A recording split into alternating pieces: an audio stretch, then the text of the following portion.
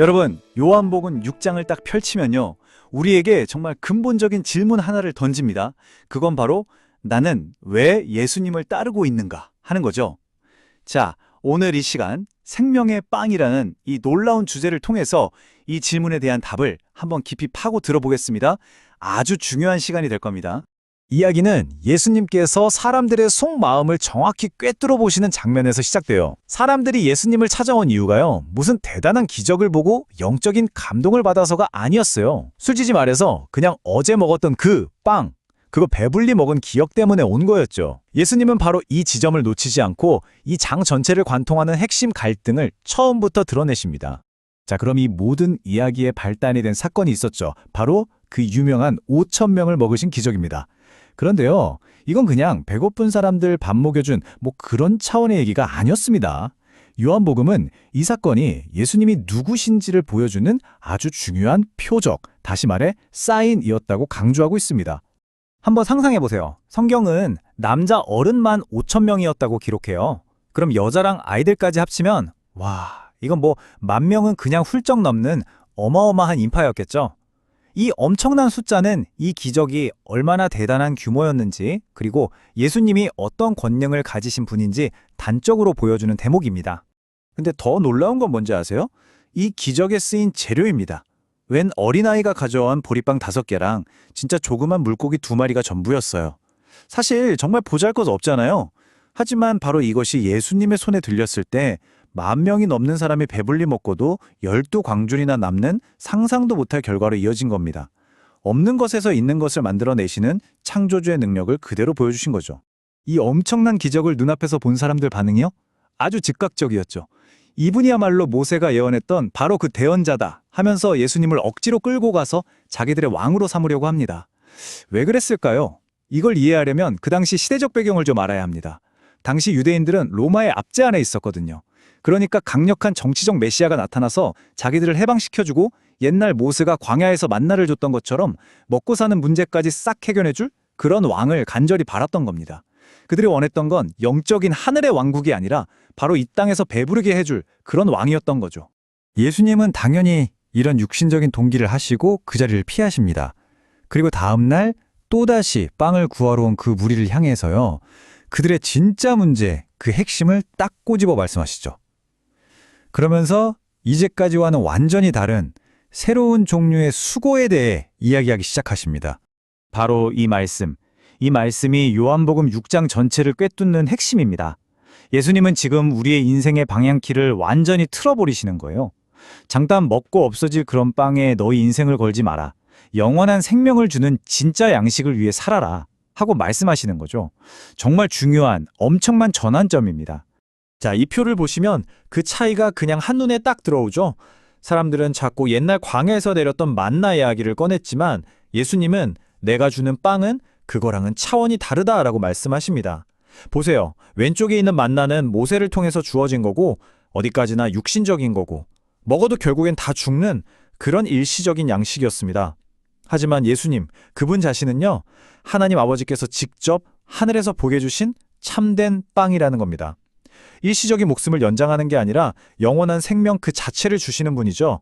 그러니까 결론은 이겁니다. 만나는 일종의 예고편, 그림자였다면 예수님은 바로 그 본편, 실체라는 거죠. 자, 이제부터 예수님의 말씀이요, 훨씬 더 파격적으로 변합니다. 아마 요한복음 전체를 통틀어서 가장 이해하기 어렵고 또 가장 많은 오해를 낳았던 말씀일 거예요. 실제로 이 말씀 때문에 수많은 사람들이 예수님을 떠나갔으니까요. 그런데 바로 이 충격적인 표현 안에 가장 깊고 중요한 진리가 숨어 있습니다. 사람의 아들의 살을 먹고 그의 피를 마셔라. 아니, 여러분 어떠세요? 이거 그냥 문자 그대로 들으면 정말 충격적이잖아요? 시기냉이처럼 들릴 수도 있고요. 당연히 당시 유대인들도 엄청난 충격에 빠져서 아니 이게 도대체 뭔 소리냐 하면서 자기들끼리 막 다투기 시작했습니다.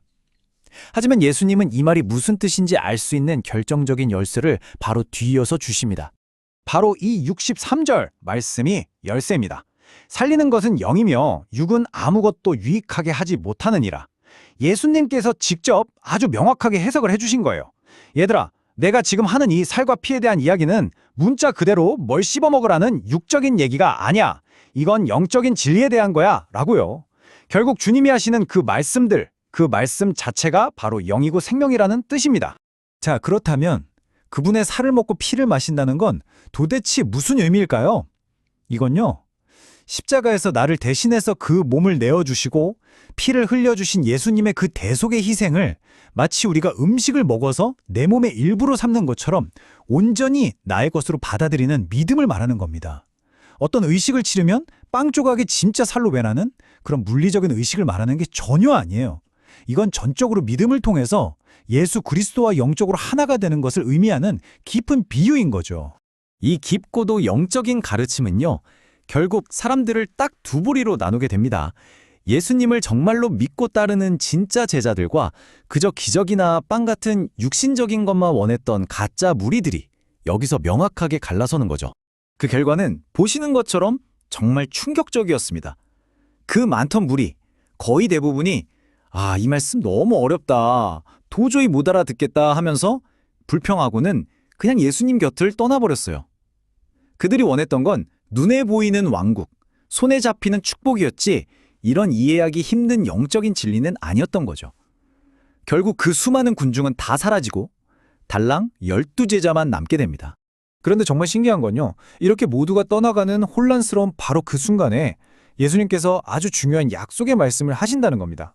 아버지께서 내게 주시는 자는 다 내게로 올 것이고 내게 오는 사람은 내가 결코 내쫓지 않을 거다. 이게 무슨 뜻일까요? 수많은 사람들이 자기 발로 떠나가는 그 상황과 대조적으로 하나님께서 보내주신 참된 성도는, 그 믿음은 결코 버려지거나 사라지지 않는다는 구원의 영원한 보장을 약속해 주시는 겁니다. 정말 강력한 위로의 말씀이죠. 그리고 바로 이때 이 이야기의 하이라이트가 나옵니다. 모두가 등을 돌리고 떠나려고 할 때 베드로가 딱 나서서 이 위대한 고백을 하죠. 주님, 영원한 생명의 말씀이 주님께 있는데 우리가 누구에게로 가겠습니까? 여러분, 이제 베드로에게 중요한 건 더 이상 빤이나 기적이 아니었던 거예요. 오직 예수님, 그분 자신과 그분의 말씀만이 영원한 생명 그 자체라는 것을 이제야 비로소 깨달은 겁니다. 정말 엄청난 믿음의 고백이죠. 자, 이제 요한복음 6장의 이 긴 이야기는 2000년 전 갈릴리 바닷가에서 끝나지 않습니다. 시대를 뛰어넘어 오늘을 살아가는 바로 우리에게로 향하고 있죠.